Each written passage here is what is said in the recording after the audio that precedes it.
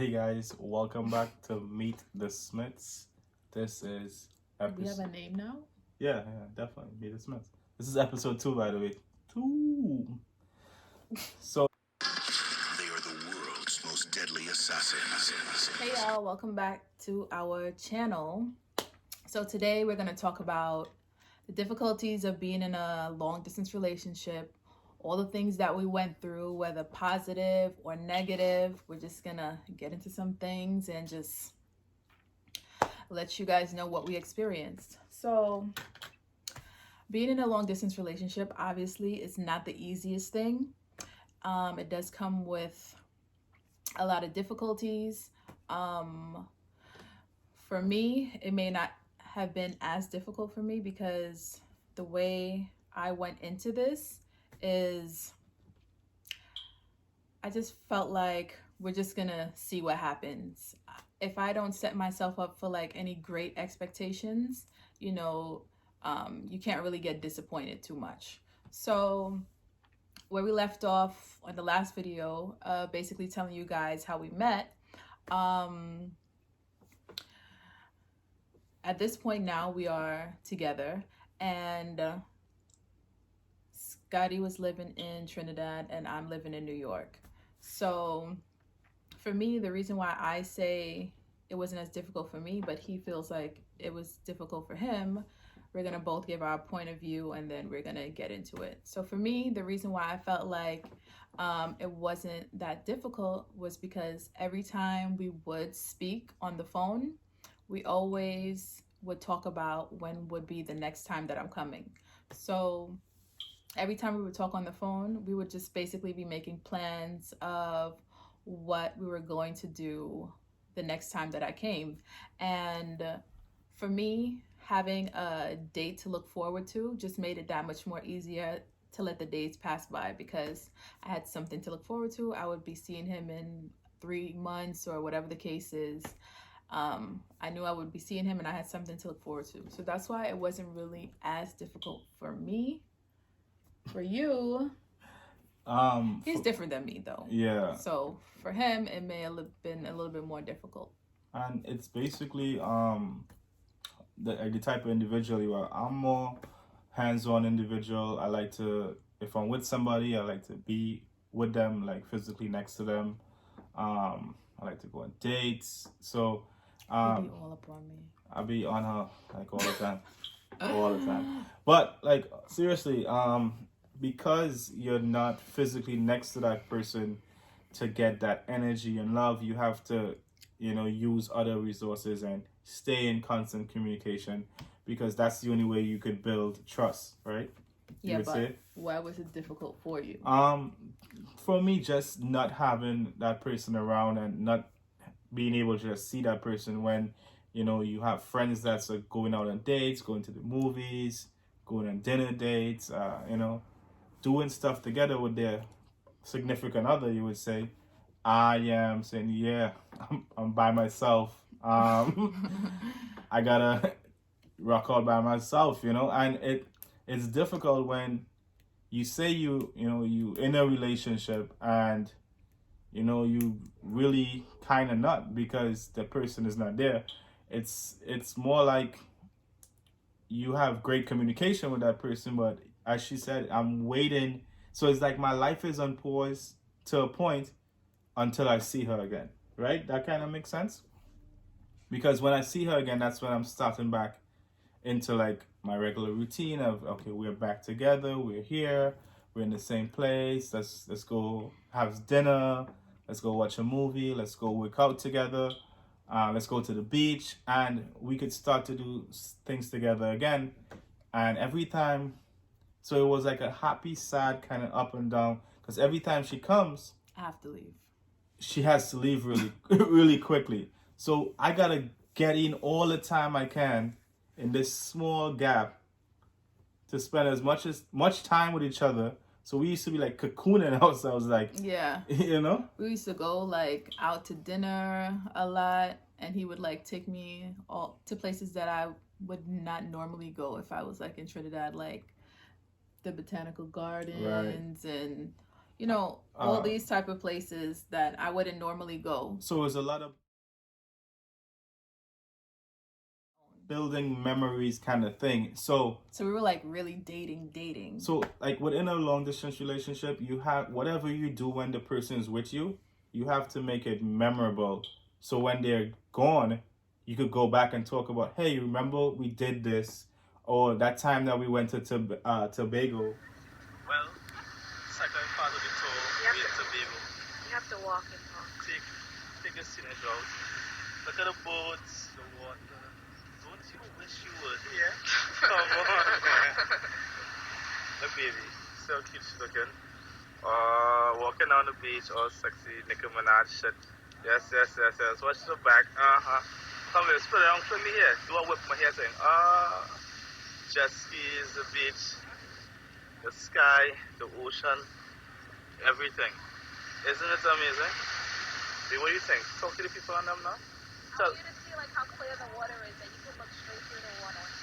Exactly. Watch, and we used to take a lot of videos. Yeah. Because we're not together, so we take a lot of pictures and videos so we could go back and watch it while we're not physically next to the next person. I remember that though. So yeah. So like I would have to be the one to travel to go back to Trinidad, because at that time he didn't have a visa to come to the States. But at that point, he didn't make really any attempts to get one until he met me. Then he felt like it was something that he needed to do at this point, because he would also want not only to have me flying to Trinidad all the time, but that he would come up and see me too. So a lot of the time, for the greater portion of the relationship, I was going to Trinidad frequently, as I said in the last video. And you know, when people are around you and they see, I guess, you acting out of the norm, you know, they kind of want to ask questions and, you know, want to know what's going on and so forth.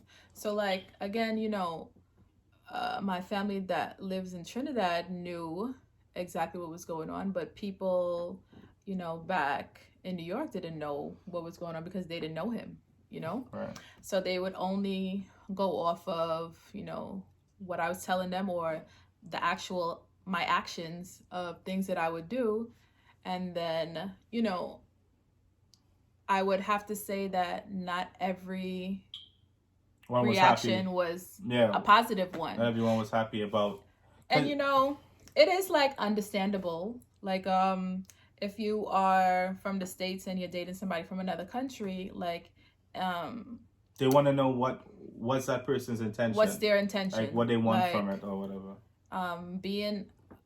Both being of Caribbean descent, you know, the real funny thing about that is people would say, oh, you know, that person only wants a green card. They only want to be with you because they want to get a green card.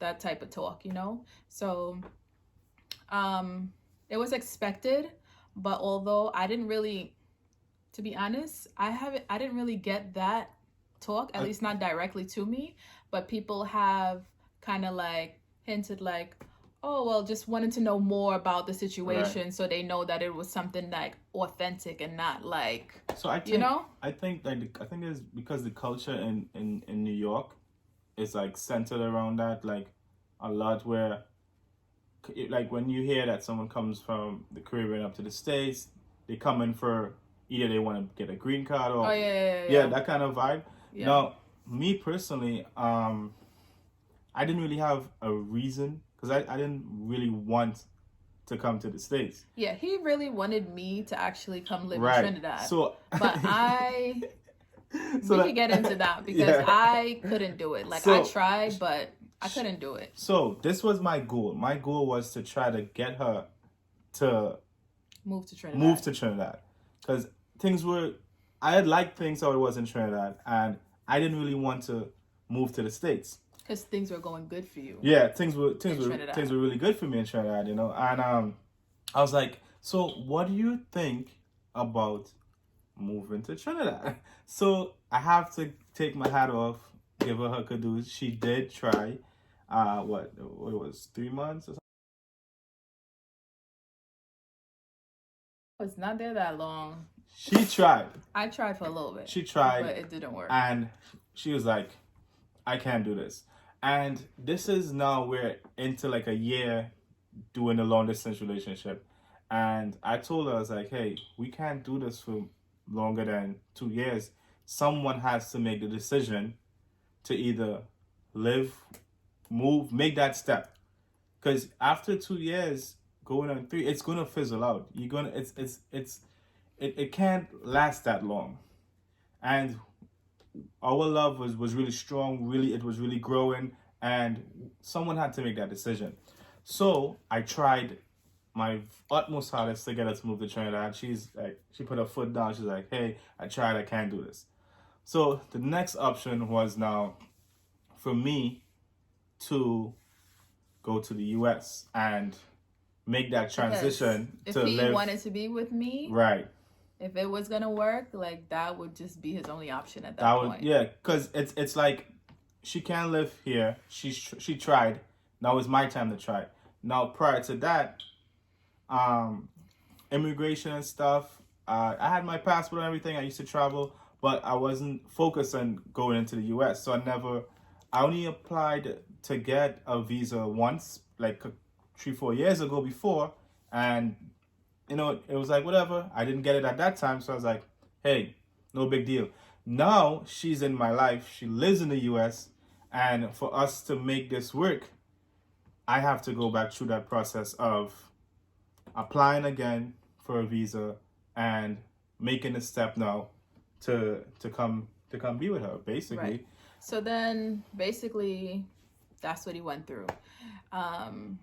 He did what he had to do, and he got a visa. What was it? Like a 10 years? Yeah, 10 years. I applied for it, got 10 years. And he came up. He came up to see me. And I believe that literally was the Changing next turning point yeah. of the relationship. So say it was like the second time that he came. So the second time that he came back, where I really made the decision. is when it really made the decision. The first time he came, we know things took a turn because that's when you knew that it was serious, that, you know, he took steps to be able to come see me in New York. So the second time that he came is when I found out that I was pregnant. This basically solidified that a real decision had to be made. That's when we had to make a decision, because we had to decide if I was going to go to Trinidad and live and raise our child there, or if he was going to come and we were going to live together and raise Christian there. So now I hate New York winters. I hate it. Just want to put that in there. Okay, I hate New York winters and I lived there my whole life. So at this point, I think he just stayed at that point. At that point, he just stayed, and so at that point, I made the decision to go ahead, and that was a winter time, right? So I made a decision to stay because I was like, okay, so we can't keep on going back and forth to Trinidad. One of us has to make a decision on where we need to, you know, build a foundation and stay. And I said it was easier for me to make the decision because she tried a couple times to live in Trinidad and it wasn't that easy for her.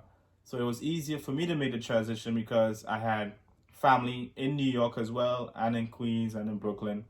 So I had a family base here as well, and she had her family here. So I said, let me go ahead and try to make the transition to move up and make it work in that way.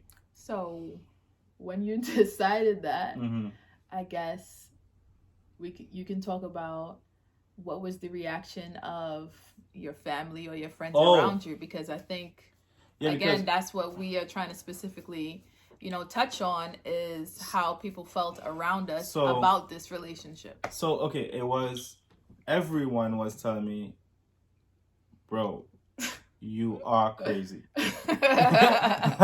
And I was like, yeah, I'm crazy in love, man.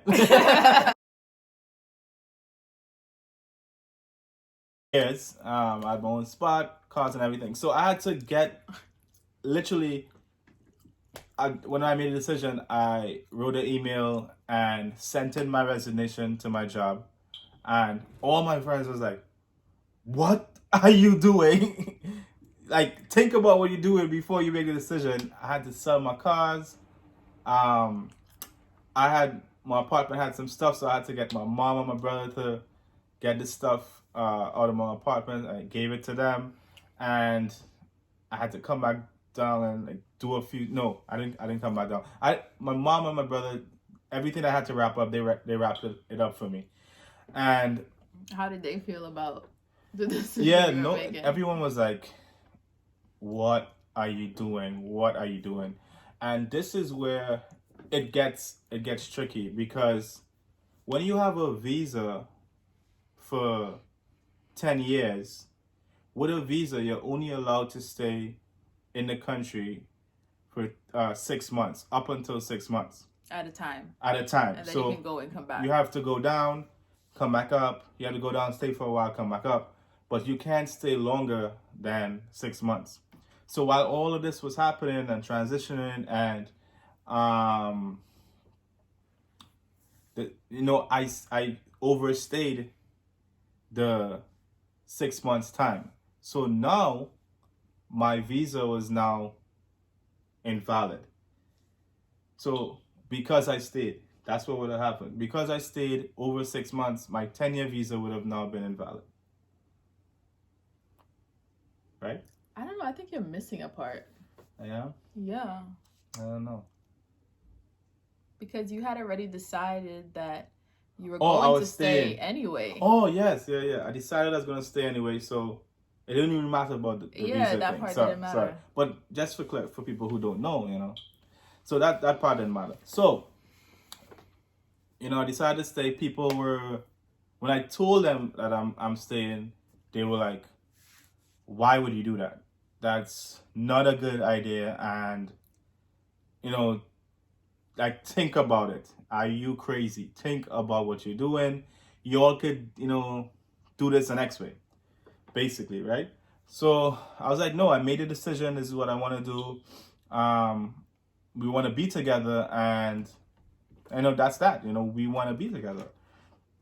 So moving forward is like, from that day on, we decided, okay, we're going to be together. We love each other, and we're going to move forward in this relationship with me being in the U.S. Okay. So I'm in the U.S. now, and one day she told me, hey, I got to tell you something. I was like, okay, what's up? She's like, I'm pregnant.